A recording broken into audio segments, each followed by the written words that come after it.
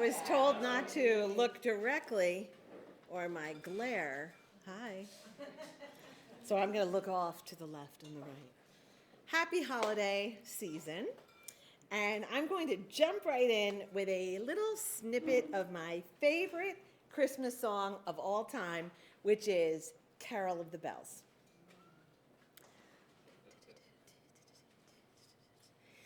Ding dong, ding dong, ding dong, ding dong. One seemed to hear words of good cheer from everywhere filling the air. That's the alto part. Yeah, I'm an alto. You laugh. I was born into a family of singers. I was the last daughter of 3. So upon my birth, my fate was pretty much sealed.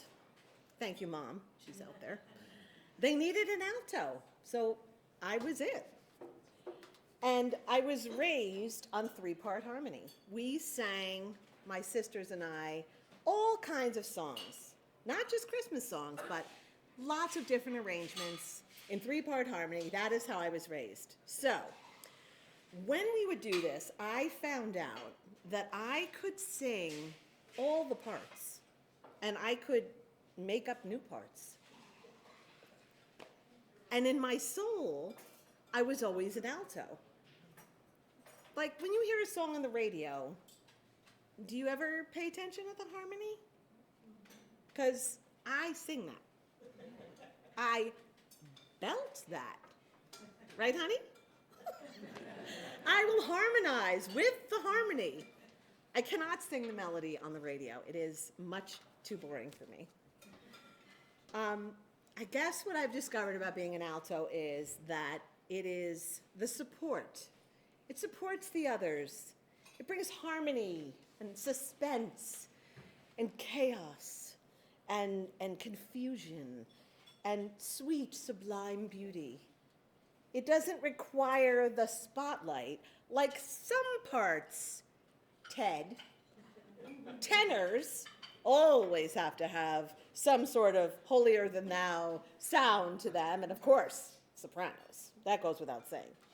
But the alto can sing, and the alto can be there just as a support, and everybody goes, ooh, that sounds good. But I digress. Singing alto is what I do, and at Christmas time, it is joyous. Check this out. Joy to the world, the Lord is come. Let earth receive her King. Let every heart prepare him room, and heaven and nature sing. It's really a different song, isn't it, when you just hear that part? But that's in there. My family, we have a lot of singing traditions, but the pinnacle was always our annual caroling party. This event was the talk of the town. Friends and relatives would be expected to come. Everybody had to be a singer. If they were not a singer, they were not invited. They were expected to be warm when they came. They had to be in good voice. They had to be able to hold a part. And we always looked for a good man who could, bring up the bass part there. I can literally carol in my sleep. Honestly, I know all the parts. Since I was always in charge of providing the pitches, and I would have to jump around, like if no tenors showed up, that would be me.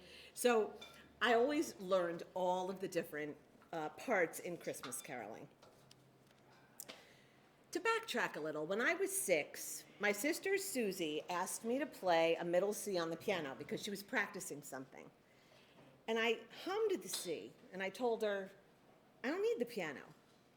And she was a musician, and she looked at me, and she tested it out, and she said, you have perfect pitch. And my grandmother thought I was just being braggy. She didn't believe me. But Susie believed me, and thus I became in charge of providing starting pitches everywhere. School concerts, sing-alongs, and of course, when we were out caroling. Let me walk you through a caroling party. The night before, my mom looked like she was excited, but she had the party-tude. Anybody know what this party-tude is? This is when the emotions run high, right? She's making lists frantically. She's guests, food. Do we have enough sheet music? Is there enough drinks, booze? And then we would clean the house. And then everyone would get pissed off at each other. And then, ding dong, hi everybody, come on in, the fun begins. The caroling parties would not be complete, though, without the grog. Mom and my Aunt Merle would pull out a huge lobster pot, and I would fill it up with cider, cinnamon, and cloves, and rum, and some other stuff that they won't even tell me what it is. Anyway, everyone would take some grog, and they would make a little companion pot, which was supposed to be for the kids, me. My sisters would always fill me up with the other one. I don't even know who drank that other one. Anyway, when everybody arrived, they would grab their caroling book, a mug of grog, and then Mom would run us through the vocal warm-ups. Because the sopranos, she was one, could not sing the high notes out in the cold unless we were fully warmed up. So everyone warmed up.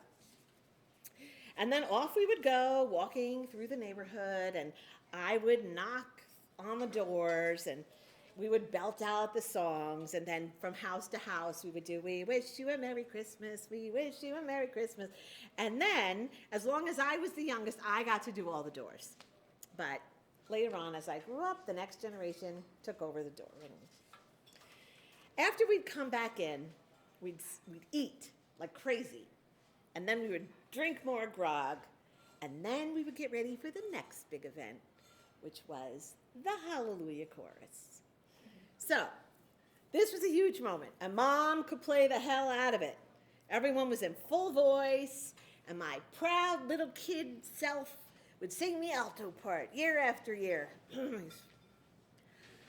Hallelujah, hallelujah, hallelujah, hallelujah, hallelujah.